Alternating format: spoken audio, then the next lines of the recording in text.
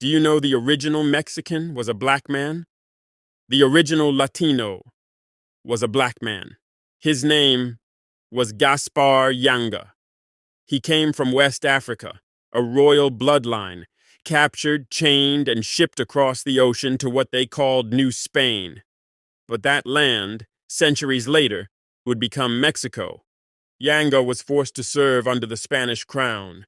Yet inside him lived something the empire could not crush, the spirit of freedom. In 1570, he broke his chains. He led an uprising, gathered other enslaved Africans, and escaped deep into the mountains of Veracruz. There, they formed a hidden community, men, women, and children, who refused to live as slaves. They farmed, hunted, traded, and fought back. They struck the Spanish caravans, freed more captives, and built a life that belonged to them alone. For nearly 40 years, the Spanish Empire, one of the mightiest forces on earth, tried to destroy them. They failed. Because Yanga's people were not fighting for power. They were fighting for dignity. Finally, in 1618, the Spanish bowed. They signed a peace treaty with Yanga and recognized his town as free.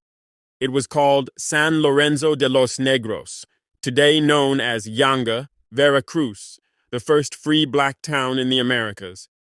That moment, that victory, was not just a rebellion.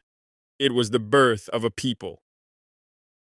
Long before Mexico had a flag, before independence, before the word Latino even existed, Africans were already shaping that land with their blood, culture, and resistance.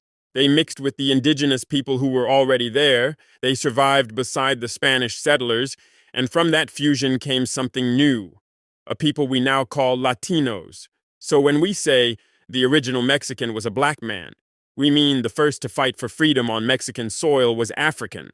And when we say of me, the original Latino was a black man, we mean that before the world even had that word, Africans were already part of its foundation, building, resisting, creating.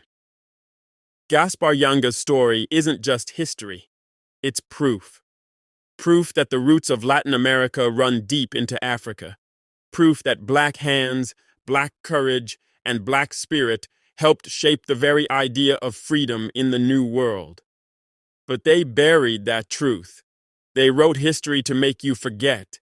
Because if you knew that the first free town in the Americas was built by Africans, you'd realize that freedom in the Americas didn't begin with Europe, it began with us. So remember his name, Gaspar Yanga, the African who stood on Mexican soil and declared himself a free man when freedom wasn't supposed to exist. The one who defied empires and won.